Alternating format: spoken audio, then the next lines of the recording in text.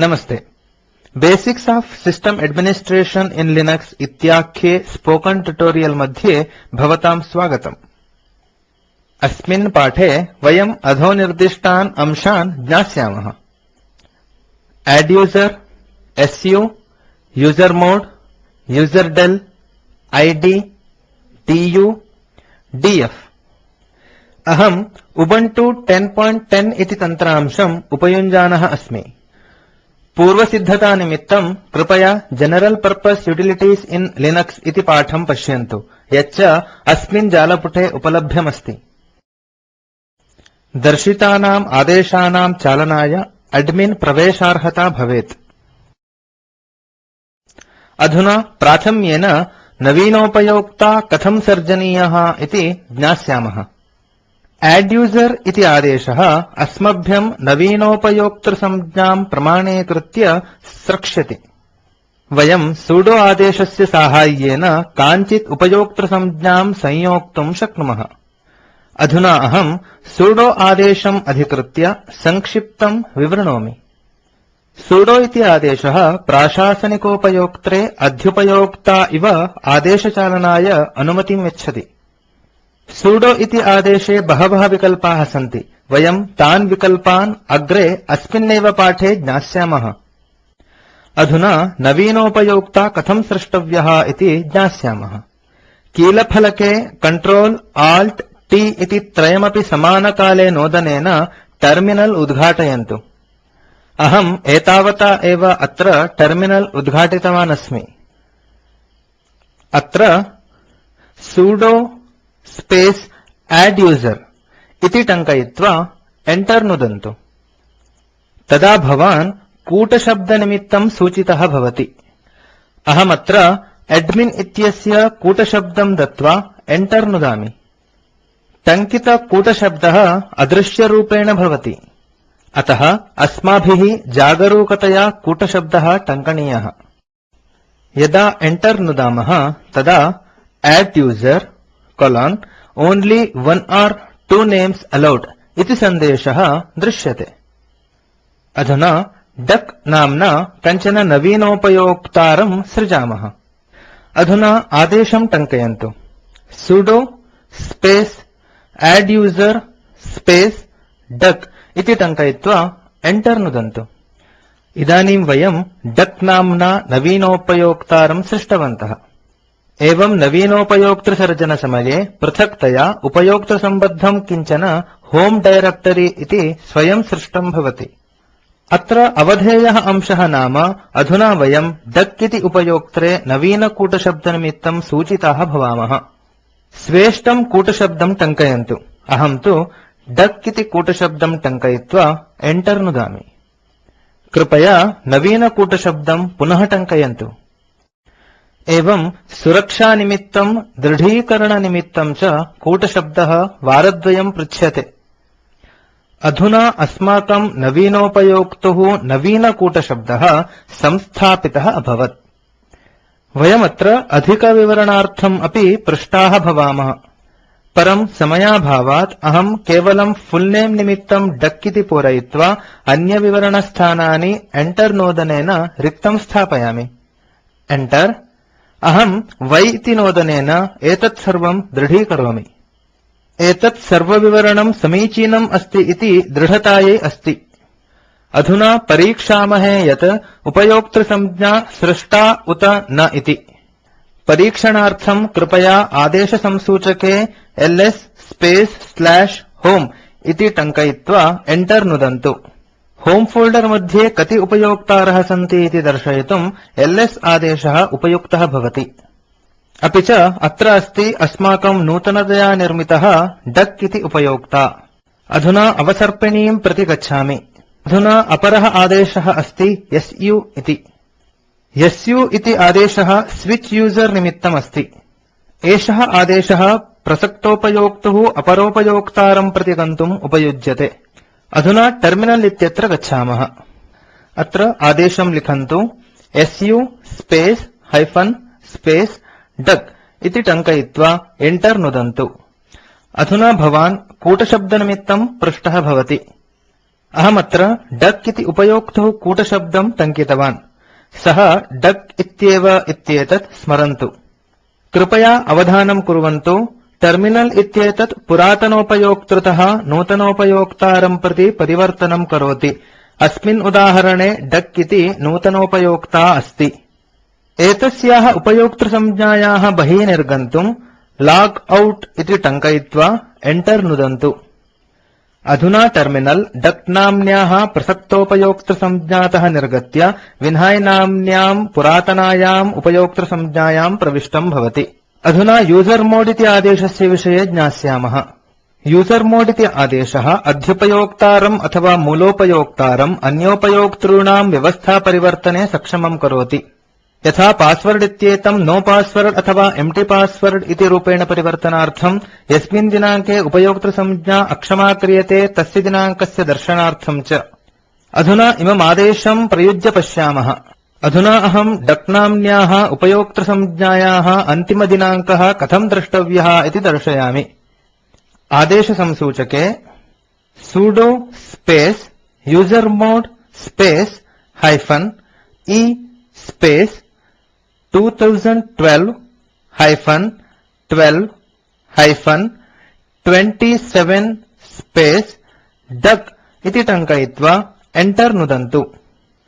उपर्युक्तस्य आदेशस्य -e इति विकल्पस्य साहाय्येन उपयोक्तृसंज्ञायाः अन्तिमदिनाङ्कः निश्चितः भवति। अधुना भवन्तः डक इति उपयोक्तृसंज्ञायै अन्तिमदिनाङ्कस्य निर्धारणं कृतवन्तः। अधुना UID अपि च GID इति आदेशद्वयस्य विषये चिन्तयामः।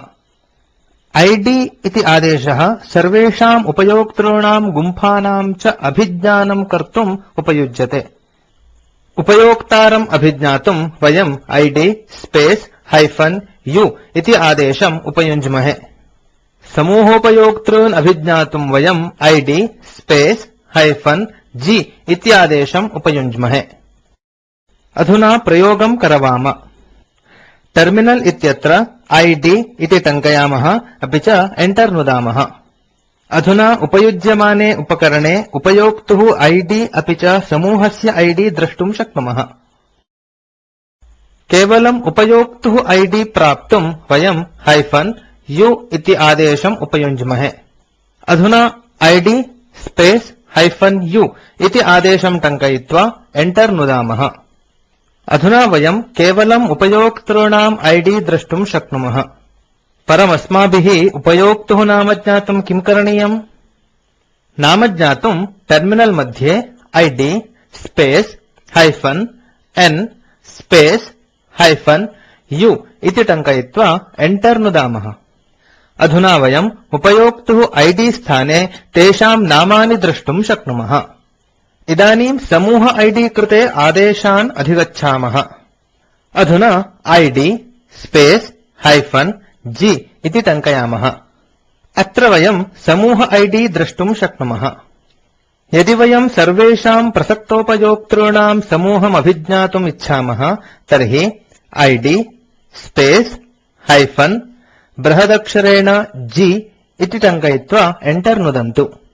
कृपया अवधानं यच्छन्तु यत् अहं G इति बृहदक्षरेण एव लिखितवान् इति। परिणामं स्वयमेव पश्यन्तु। अधुना वयम् उपयोक्तृसंज्ञायाः नाशनं कथं करणीयमिति ज्ञास्यामः। एतन्निमित्तं वयं यूजरडेल इति आदेशम् उपयुञ्ज्महे। वयं यूजरडेल आदेशद्वारा उपयोक्तृसंज्ञां शाश्वतरूपेण नाशयितुं शक्नुमः। अधुना आदेशमिमं प्रयुञ्ज्महे। अत्र sudo space userdel space -r space duck इति टङ्कयन्तु। अहं -r इति विकल्पम् उपयुक्तवान् अस्मि। एतत् होम डायरेक्टरी इत्यनेन सह उपयोक्तुः निष्कासनार्थम् उपयुज्यते। अधुना एंटर नुत्वा पश्यन्तु किं भविष्यति इति।